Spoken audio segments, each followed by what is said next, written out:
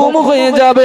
আল্লাহ পাক ওই বান্দাকে যখন দুনিয়া থেকে উঠিয়ে নেবে, আমার আল্লাহ যখন ওই বান্দাকে দুনিয়া থেকে উঠিয়ে নেবে, আল্লাহ পাকের ফেরেশতা, আল্লাহ পাকের মউতের ফেরেশতা হযরতে মালাকুল মাউত আজরাইল আলাইহিমুস সালাম সে হাজির হয় বান্দার দুয়ারে। হযরতে আজরাইল আলাইহিমুস সালাম সে হাজির হয়ে যায়, আল্লাহ পাকের বান্দাকে সালাম জানায়। আল্লাহর বান্দাকে সালাম দেওয়ার সাথে সাথে যদি নেক বান্দা হয়ে থাকে, যদি ঈমানি সলিহ বান্দা হয়ে থাকে, যদি তা'মুরুনা বিল মা'রুফ ওয়া তানহাউনা আনিল মুনকার বান্দা যদি নেক হয়ে থাকে, বান্দা যদি সলিহ হয়ে থাকে, ও যুবকেরা ওই বান্দা আজরাইল আমিন আলাইহিমুস সালামের কথার জবাব দিয়ে সালামের জবাবটা দিয়ে দেয়। জোরে বলেন সুবহানাল্লাহ, আরো চিল্লে বলেন সুবহানাল্লাহ। এই নওজনেরা মুরব্বিয়ানেরা আজরাইল আলাইহিমুস সালাম যখন আপনার আমার জানটা কবজ করতে যাবে, রূহ মুবারকটা নিতে যাবে, ওই সময় রূহ মুবারকটা এতটুকু বলে, ও আল্লাহ পাকের ফেরেশতা দাঁড়িয়ে যাও, দাঁড়িয়ে যাও, দাঁড়িয়ে যাও, তুমি আমাকে এভাবে নিয়ে যেতে পারো না, কারণ এই বান্দাটার সঙ্গে আমি এতদিন যাবত ছিলাম। তুমি যে সামনের দিক থেকে এই বান্দা রূহটা নিতে আসো, সামনের দিক থেকে বান্দা জীবনটা নিতে চাও, ও ফেরেশতা আজরাইল এই বান্দা আল্লাহর জিকির করতো, এই বান্দা তো আল্লাহর মাহবুব ছিল, এই বান্দার জন্য আমি তোমাকে সামনে থেকে রূহটা আমি নিজে কবজ করতে দেব না। জোরে বলেন সুবহানাল্লাহ, আরো জোরে বলেন সুবহানাল্লাহ। আল্লাহ পাকের ফেরেশতা যখন অপর সাইড থেকে রূহটা কবজ করতে যায়, যেহেতু রূহ হলো আল্লাহ পাকের একটি হুকুম মাত্র, আল্লাহ পাক নিজেই জানিয়েছেন, ওয়া ইয়াসআলুনাকা আনির রূহ কুলির রূহু মিন আমরি রাব্বি ওয়া মা উতিতুম মিনাল ইলমি ইল্লা কলিলা। ওয়া আমার নবী আপনি বলে দেন, ওরা আপনার কাছে জানতে চাইবে, ওরা আপনার কাছে জিজ্ঞাসা করবে জীবন রূহটা কি, আপনি ওদেরকে বলে দেন এই জীবন রূহটা হলো একমাত্র আল্লাহ পাকের হুকুম ব্যতীত অন্য আর কিছু না। জোরে বলেন সুবহানাল্লাহ, আরো চিল্লে বলেন সুবহানাল্লাহ। আল্লাহ পাকের মউতের ফেরেশতা যখন পুনরায় বান্দার জানটাকে কবজ করতে যাবে, আল্লাহ পাকের বান্দার ওই নেক আমলটা আবার বাধা দেবে, ও ফেরেশতা এই বান্দার জীবনটা এভাবে নিও না, বান্দার জীবনটা এভাবে নিও না, কেননা বান্দা হাত দিয়ে তার খায়রাত সাদাকা করেছে, বান্দা হাত দিয়ে ভালো ভালো নেক কাজ করেছে, তাই বান্দার হাত দিয়ে এর জীবনটা এর রূহটাকে বের করে নিও না। খুব লম্বা চওড়া, আমি শর্ট করছি, অন্যদিকে একটু যাব। পরিশেষে কোন দিক থেকে আজরাইল পারবে না রূহটা নিতে, তখন আজরাইল আলাইহিমুস সালাম আল্লাহর কাছে আরজি করবে, রব্বে আল্লাহ এত দিকতে ট্রাই করছে, চেষ্টা করছে আপনার বান্দার রূহটা নেব, জীবনটা নেব, পাচ্ছি না। আপনার বান্দার নেক আমলগুলো আমার সঙ্গে তর্ক বিতর্ক করছে, বাগ বিতণ্ডটা করছে, কি করব?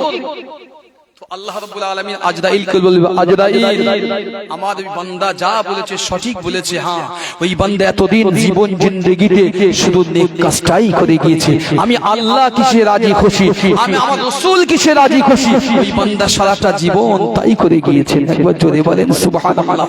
শীতকাল, শীতের রাত্র 12 ডিগ্রি শীত, সবাই ঘুমিয়ে আছে, বান্দা উঠেছে, মসজিদে আজান হয়েছে, চলে গেছে বান্দা একা, কুয়াশা রাত্রে রাস্তা দেখা যায় না, বান্দা ছোট্ট একটি টর্চ লাইট নিয়ে আস্তে আস্তে আস্তে করে আমি আল্লাহ আমার সন্তুষ্টি রাজির জন্য মসজিদে গিয়ে সালাত আদায় করেছি।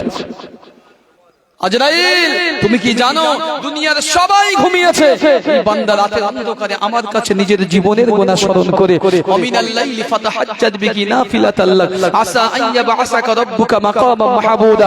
দুনিয়ার সমস্ত মানুষ ঘুমিয়েছে, ওই বান্দা গুনার দিকে স্মরণ করে তাহাজ্জুদের নামাজ পড়ে রাত ভর আমি আল্লাহ আমার কাছে কেঁদেছে আর বলেছে আল্লাহ মাফ করো। আজরাইল আমার বান্দা মিথ্যা বলেনি, সঠিক বলেছে। আল্লাহ উপায়, আল্লাহ বলে আজরাইল তোমার হাত মোবা পবিত্র হাতেতে আমি আল্লাহ বিসমিল্লাহির রহমানির রহিম লেখাটা লিখে নাও। বান্দার সামনে ঠিক এমন করে পেশ করবে, ধরাবে। অনেক সময় দেখেছেন আমাদের সামনে কোনো জিনিস ভিডিও কল দূর থেকে হলে দেখানো হয়, একটু ওকে দেখ, একটু একে দেখ করি না, তো আল্লাহর ফেরেশতা বিসমিল্লাহটা নিয়ে হাতে ওই বান্দার সামনে যেই রাখবে, বান্দা প্রশস্ত চিত্তে খুশি মনে আল্লাহর ওই নাম পড়তে পড়তে আল্লাহর বরকতের দিকে খেয়াল রেখে বান্দার রূহটা আস্তে আস্তে সে মালাকুল মাউত আজরাইলের হাতে ধরা দেবে। একবার জোরে বলেন সুবহানাল্লাহ। এখন চিন্তা করবেন আপনি, আমি চলে যাওয়ার পরে, এই রাত্রে যদি আমি বাড়ি যাওয়ার পরে আমার মওত হয়ে যায়, ওইটাই যদি কারোর জীবনের শেষ মাহফিল হয়, হয়তো মনে হচ্ছে কি করতে বসে রয়েছে, এ কি করছে। মনে রাখুন, কিছু না করতে পারেন জানেন, আমি আপনাকে নোট বাই নোট করতে পারি। ওলামা যারা আছেন নিশ্চয় আমার কথার সঙ্গে সহমত হবে। নোট বাই নোট বলতে পারি, কোন মানুষ মাহফিলে যদি বসে কিংবা রাতের বেলা একবার বা আল্লাহ এই শব্দটুকু বলে, আল্লাহ এর জন্য কাল কিয়ামতের দিনে গোপন থেকে, গোপন রাখবে আল্লাহ, কিয়ামতের দিনে যখন নিরাশ থাকবে আল্লাহ গোপন থেকে খাজানা বের করবে। বান্দা শোন, তোর জন্য সবাই নিরাশ, আমি আল্লাহ তোকে নিরাশ করব না। তুই ঘুমন্ত অবস্থায় পাশ ফিরে একবার আল্লাহ বলেছিলিস, তোর জন্য কেউ সাক্ষ্য রাখিনি, আমি আল্লাহ রেখে দিয়েছি আজকে এর জাজিয়াটা, এর বরকতে আমি আল্লাহ তোকে জান্নাতে দেব। জোরে বলে।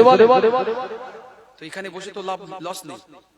হয়তো এমনও তো হতে পারতো আজকের মাহফিল না হলে অনেকে হয়তো কোনো খারাপ কাজে লিপ্ত হতে, মোবাইল ইন্টারনেটে নানান কুকাজে লিপ্ত হয়ে যেতে, আর সমস্ত ধ্বংস হচ্ছে এই জন্য। আমি আপনাকে বলতে পারি অনেক মিসাল, আল্লাহ অনেক মিসাল দিতে পারি। আমার জাতি সর্বশ্রেষ্ঠ জাতি, কিন্তু আমার জাতি সবচাইতে বড় কুঁড়ে জাতি, সমাজের সবচাইতে বড় ধ্বংসপ্রাপ্ত আজকের আমরা। কেন আমাদেরকে ধ্বংস করে দিয়েছে এই জিনিসটা, পঙ্গুত্ব পর্যায়ে করেছে। অনেকে বলে হুজুর এটা বিরাট উপকার, আমি বলি উপকারের সঙ্গে অপকারিতাও বেশি। আমি আপনাকে একটা উদাহরণ দিই ছোট করে শুনে, কেন শুনছি শোনেন। অসুবিধা হচ্ছে আপনাদের, আপনারা বলেন আমাকে যে হুজুর এই ওয়াজ ভালো লাগছে না, তাহলে আমরা আবার আমি নতুন চেঞ্জ করে দেব, আসছি আপনার দিকে। অন্যদিকে শোনেন, চীনের পাশে একটা রাষ্ট্র ছিল, আমার কথা শুনবেন, যারা শিক্ষিত জ্ঞানী গুণী এরা বুঝতে পারবেন। চীনের পাশে একটা রাষ্ট্র ছিল, রাষ্ট্রের নাম ছিল মঙ্গল। এই রাষ্ট্রের যিনি প্রধান ছিলেন তার নাম ছিল চেঙ্গিস খান। কি বললাম? Genghis Khan. যারা ইসলামী সাহিত্য নিয়ে চর্চা করেন তারা ভালো বুঝতে পারবেন, এদের ইতিহাসে এদের নাম হচ্ছে তাতারি। কি বললাম? তাতারি। এদের কাজ ছিল পৃথিবীতে সবচাইতে যদি কোনো মুসলমানদের বেশি ক্ষতি করে থাকে, এই চেঙ্গিস খান আর তার পুত্র হালাকু খান সবচাইতে বেশি মুসলমানদেরকে হত্যা করেছেন।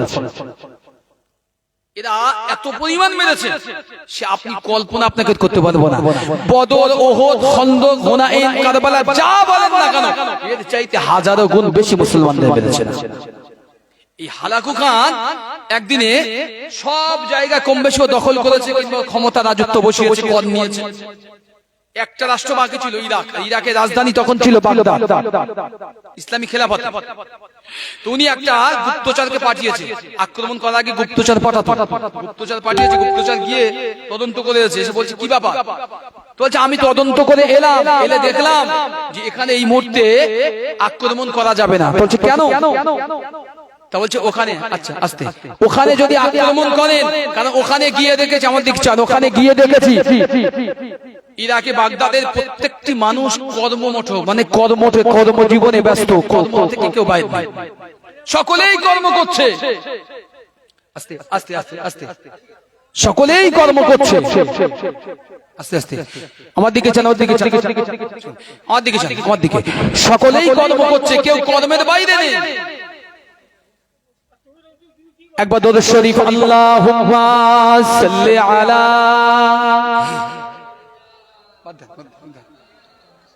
আমি বুঝতে পেরেছি।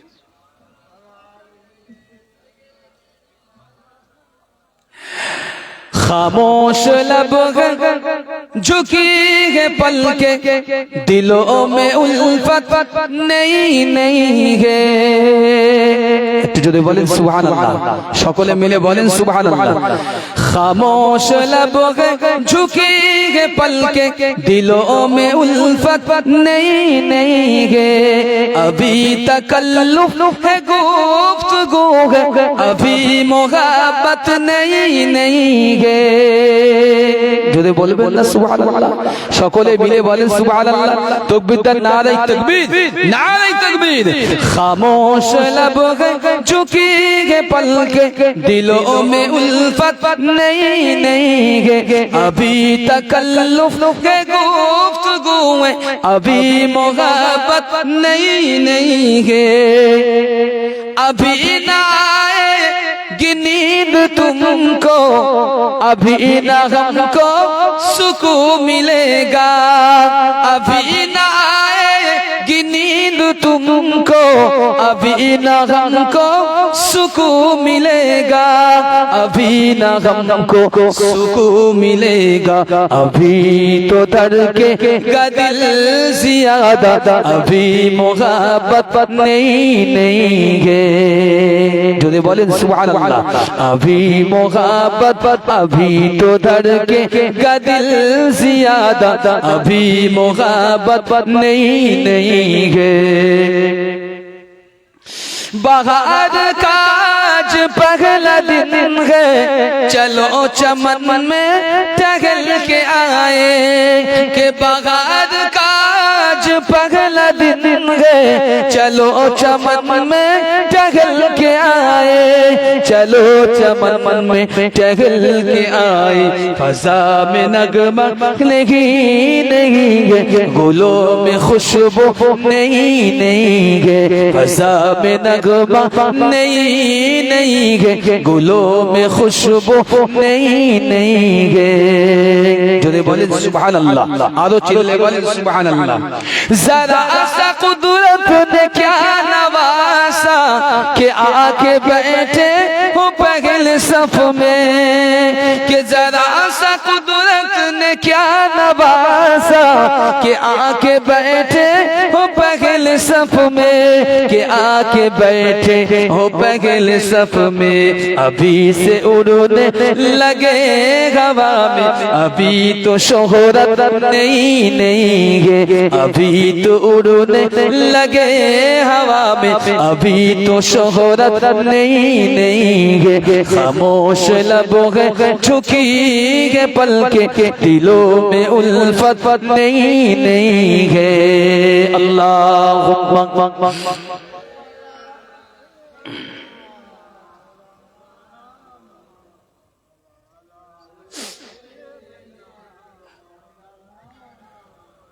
जो কথা আসুন ও একটু টান দিকে যাচ্ছে, ছোট্ট যা বলে একজন গোয়েন্দাকে পাঠিয়েছেন ওখানকার মানুষদের দেখতে। যুবকরা শুনে নাও, গোয়েন্দা ফিরে এসে বলছে এই মুহূর্তে আক্রমণ করা যাবে না বাগদাদকে। কেন?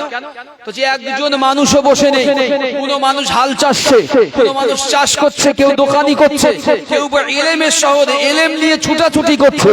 আর একজন মানুষকে দেখলাম আশ্চর্য হয়ে, তিনি একটা যুবক ছেলে, একটা তীরে এক নিশানায় দুটো তীরকে ভেদ করতে পারছে না বলে কাঁদছে। আমি জিজ্ঞাসা করলাম তুমি কাঁদো কেন? বলছে একটা তীরে দুটো নিশানা ভেদ করার জন্য আমার উস্তাদ আমাকে বলেছে, আমি দুদিন ধরে ট্রাই করছি, চেষ্টা করছি, পাচ্ছি না, ওই জন্য কাঁদছি। ফিরে গিয়ে সমস্ত রিপোর্ট দিল হালাকু খানকে। উনি বললেন এই মুহূর্তে বাগদাদ যদি আমরা আক্রমণ করি তবে আমরা পরাজিত হব, হতে পারে আমরা শক্তিশালী, কিন্তু ওখানকার কোন মুসলমান মানুষ ঘরে বসে থাকা অকর্ম নয়, বড় কর্মঠ মানুষ। উনি নিয়ত করলেন শোনো আজ থেকে ওখানে হারাম ঢুকিয়ে দাও। কি? খেলার সরঞ্জাম ঢুকিয়ে দাও। খেলার সরঞ্জাম ঢুকিয়ে দেওয়া হলো। কিতাবগুলো ফলো করবেন, পড়বেন।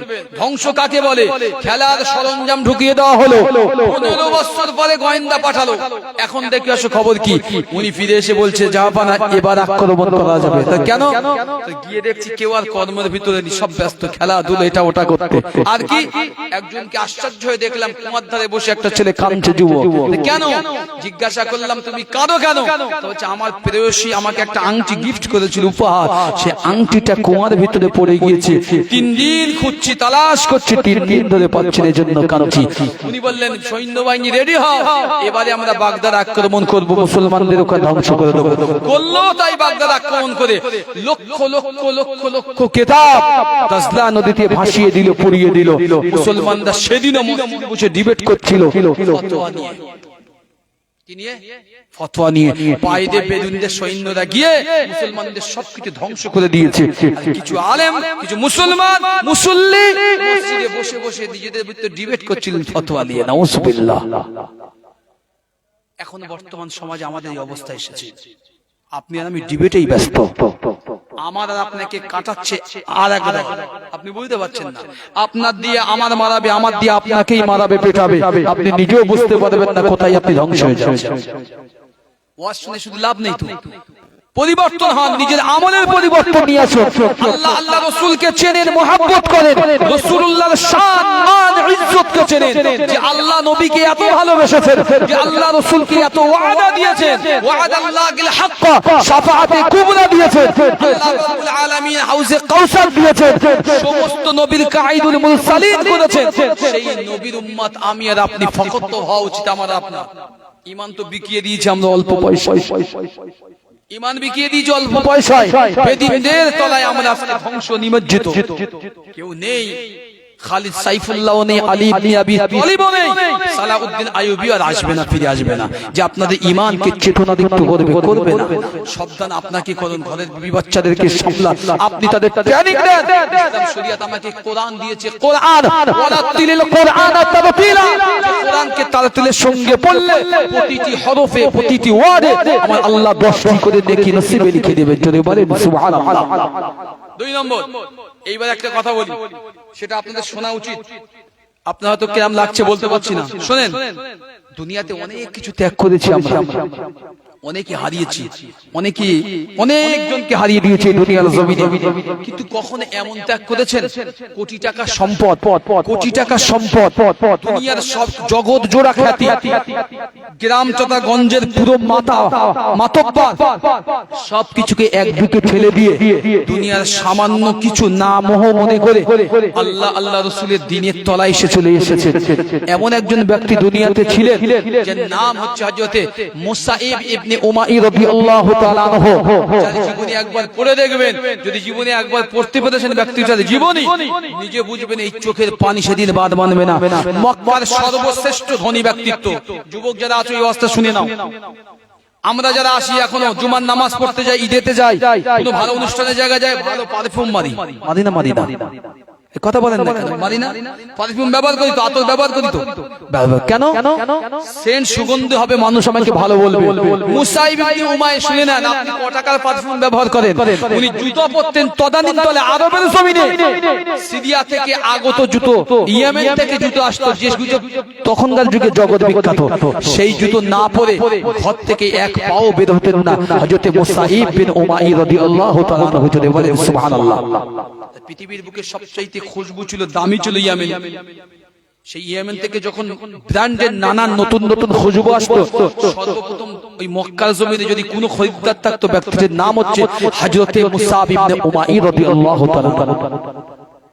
প্রায় 6 ফুটের কাছাকাছি টল ব্যক্তিত্ব ছিলেন, অসাধারণ সৌন্দর্য অধিকারী ছিলেন, দারুণ পাণ্ডিত্য ছিল, শিক্ষায় শিক্ষিত ছিল তখনকার যুগে। একমাত্র মা বাপের সন্তান। মায়ের নাম ছিল খুনাইস বিনতে মালিক। মা খুব ছিল রাগান্বিত, কিন্তু মুসাইব ছিল এমন একজন ব্যক্তিত্ব, আল্লাহ যার অন্তরে ঈমানের নূর জ্বলে দিয়েছেন।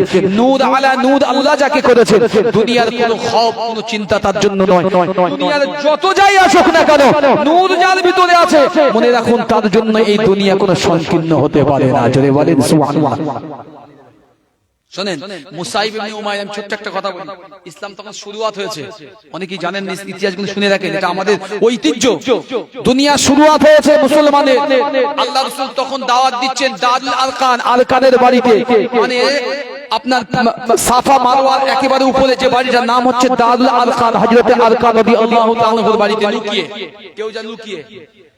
তো মক্কার মুসাইব ইবনে উমাইর একদিন কানে শুনেছে মুহাম্মদ বিন আব্দুল্লাহ, সকলেই বলেন সাল্লাল্লাহু আলাইহি ওয়াসাল্লাম, উনি নাকি ঈমান ওয়ালা, ঈমানের দাবি করেছিল নবুয়ত।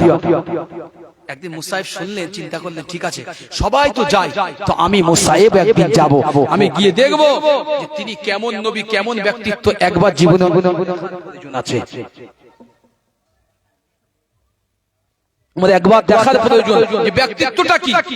রাতের অন্ধকার, দিন হয়েছে, দিনের বেলা যায়নি। যদি কাফের অত্যাচার করে, সম্ভ্রান্ত ঘরের ছেলে, আমি আপনাকে যা বলছি কিতাবগুলো খুলে দেখবেন।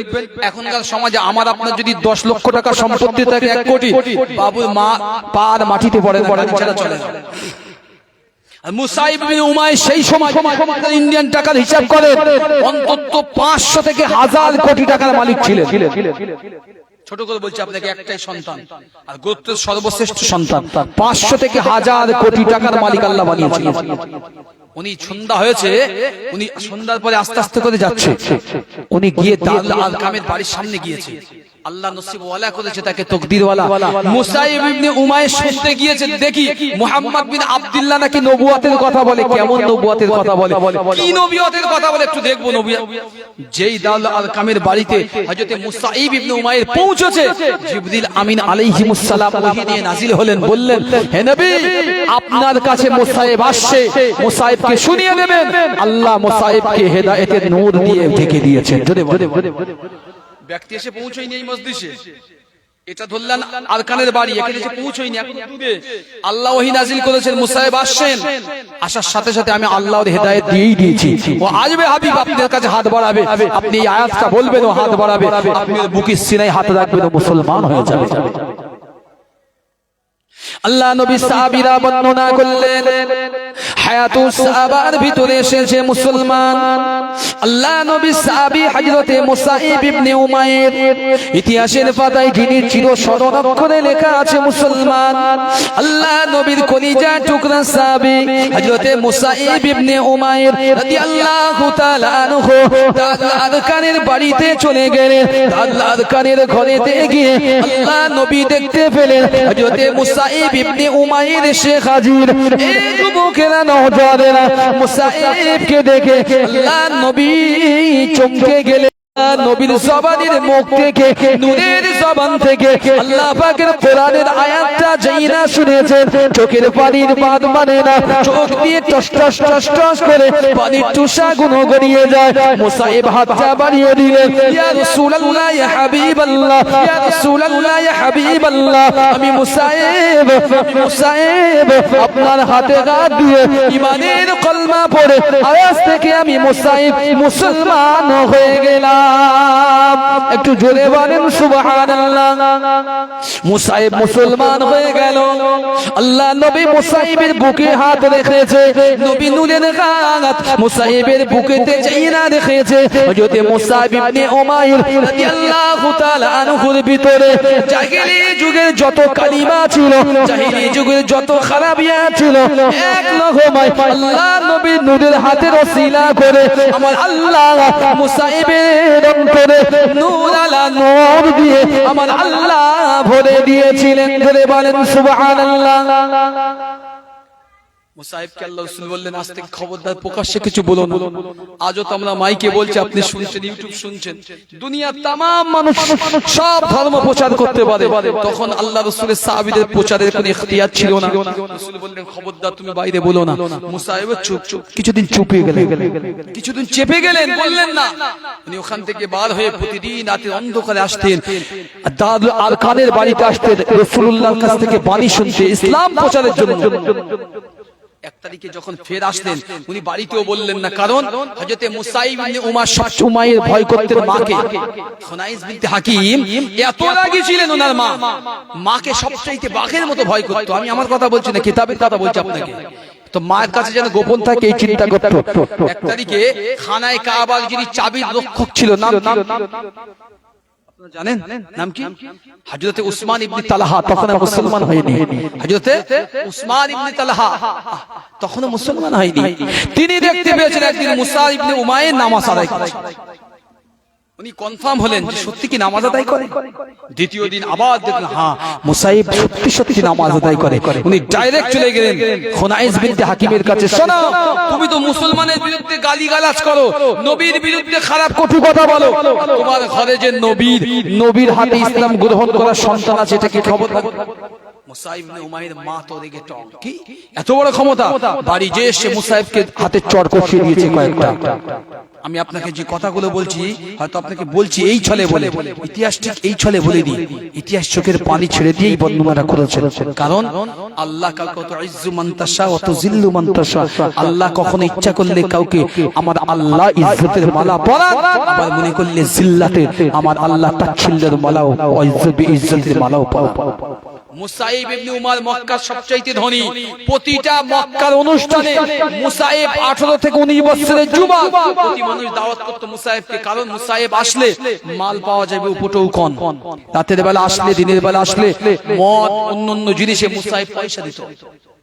যেদিন ইসলাম গ্রহণ করলে মুসাইব সবকিছু ত্যাগ করলে, ঘরে সে মা মেরেছে, খুব ঘরের ভিতর তালাবন্দি করে দিয়েছে। দীর্ঘদিন ঘরের ভিতরে তালা অবস্থায় ছিল। এক তারিখে মুসলমানদের উপরে অত্যাচারের মাত্রা অনেক বেড়ে গেল, অনেক। তো আল্লাহ রাসূলের অনুমতি নিয়ে একটা কাফেলা হিজরত করলেন আবিসিনিয়ায়। কেউ বলে যে হাফসা, ওনারা ওখান থেকে চলে গেলেন, চলে গেলেন আবিসিনিয়ায় হিজরত করে। তো মুসাইব ইবনে উমাইর ওই 12 জন পুরুষ এবং 3 জন মহিলার সাথে সর্বপ্রথম মুসাইব ওখানে চলে গেলেন নিজের গ্রাম থেকে, মায়ের কাছ থেকে পালিয়ে। প্রায় 3 বছর পরে খবর পেলেন মক্কার সবাই মুসলমান হয়ে গেছে। ওনারা ফিরে এসে দেখছে মিথ্যা কথা, সত্য কথা এটা নয়, বরং মক্কায় মুসলমানদের উপরে অত্যাচার আরো বেড়েছে। কি বেড়েছে? অত্যাচার আরো বেড়েছে। উনি ফিরে চলে গেলেন। ঠিক 6 বছর পরে ফিরে এলেন, যখন ইসলামের প্রদীপটা আস্তে আস্তে আস্তে আস্তে বেড়েছে। আল্লাহ রাসূলের কাছে এলেন আল্লাহ পাকের মহান নবী হযরত মুসাইব রাদিয়াল্লাহু তাআলা আনহু কি ইতিহাস অনেক লম্বা, আমি আপনাকে শুধু শর্ট করে বলছি ব্যক্তিটার জীবনের অংশ কিছু। হযরত মুসাইব ইবনে উমাইর রাদিয়াল্লাহু তাআলা আনহু কে মদিনা থেকে কিছু মানুষ আসলো হজ করতে, গোপনে তারা বায়াতে রিদওয়ান, প্রথম বায়াত হলো। মুসাইব তাদের ভিতরে একজন হলেন এবং মুসাইবকে আল্লাহ রাসূল মদিনার মানুষদের কোরআন শিক্ষা দেওয়ার জন্য, নামাজ শিক্ষা দেওয়ার জন্য মুসাইবকে পৃথিবীর ইতিহাসে সর্বপ্রথম দায়ী হিসাবে মক্কা থেকে মদিনায় আমার রাসূলুল্লাহ পাঠিয়েছিলেন। জোরে বলে পৃথিবীর প্রথম দায়ী, এটা কুইজ শিখে রাখেন। পৃথিবীর প্রথম দায়ী হচ্ছে হযরত মুসাব ইবনে উমাইর, যাকে মক্কা থেকে স্বয়ং রাসূলুল্লাহ মদিনার জমিনেতে পাঠিয়েছিলেন ওখানকার মানুষদের ইসলাম প্রচারের জন্য। কারণ এই ঘটনা অনেক, একদম শেষের দিকে নিয়ে আসছে। মুসাইব ইবনে উমাইরের কথায় অনেক মানুষ ইসলাম গ্রহণ করল। একটা পিরিয়ডে মুসাইব হজ করতে আসলে মক্কার জমিনে, হজের কাজ করে কিছু ইসলামিক কাজ ছিল, করতে গিয়েছে। মা দূর থেকে দেখতে পেয়েছে, খবর দেখে দিয়েছে। কিছু লোকজন দিয়ে মা মুসাইবকে বন্দী করেছে, সামনে নিয়ে গিয়েছে। মুসাইব বলেছে, মা তুমি আমার জন্মদাতা, মা তুমি আমার গর্ভধারিণী মা, তুমি যদি আমার সঙ্গে বাজে ব্যবহার করো মা, আমি আপনাকে কিছু বলবো না, কিন্তু যারা আজকে আমাকে ধরতে আসবে আমি প্রত্যেককে হত্যা করবো, খুন করে ফেলবো। তো মা বললেন, আমার ছেলেকে আমি ভালোই চিনি, আমার ছেলে আমি ভালোই চিনি, একে সাথে নেওয়া যাবে না।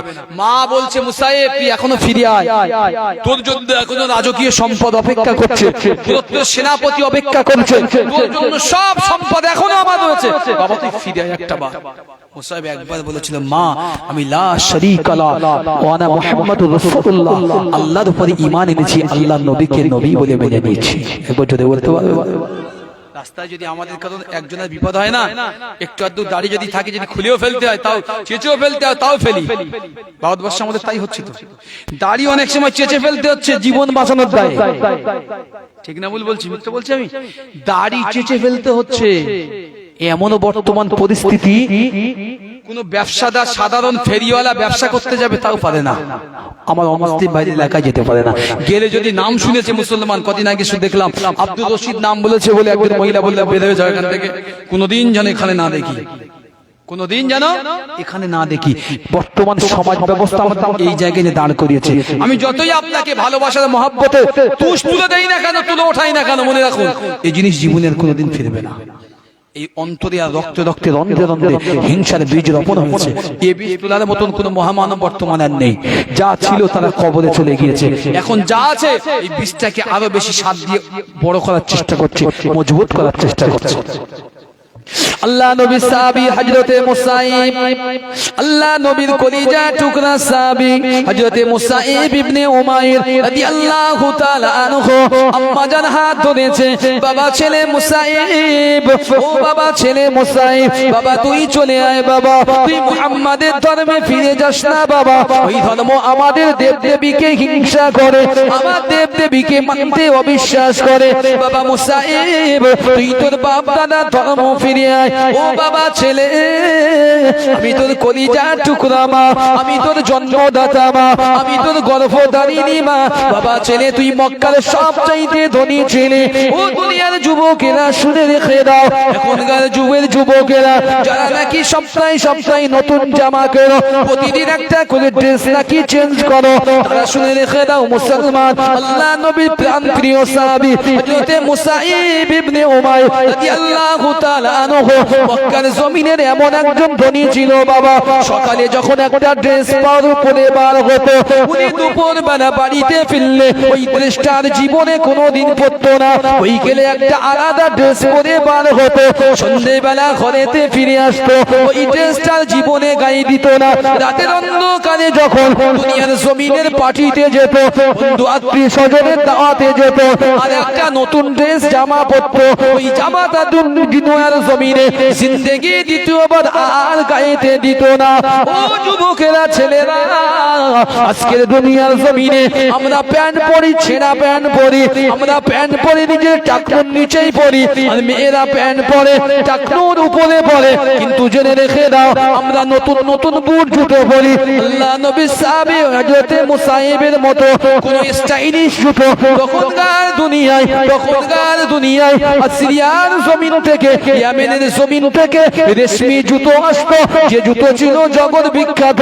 সিরিয়ার জমিন থেকে আতর আসতো, যে আতরগুলো হযরতে মুসাইব ছিল সর্বপ্রথম আরবের বড় খরিদ্দার। মুসাইবের মা বলেছিল, বাবা ছেলে, তোর গায়েতে একটি জুব্বা দেখতে পেয়েছি, এই জুব্বাটা মনে হয় কয়েক মাস যাবত পরিষ্কার করিসনি বাবা।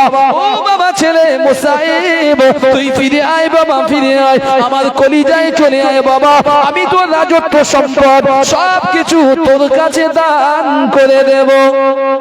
আল্লাহ নবী সাহাবী মাকে বলেছিলেন, হাতটাকে ছড়িয়ে দিয়ে বলেছিলেন, ইয়া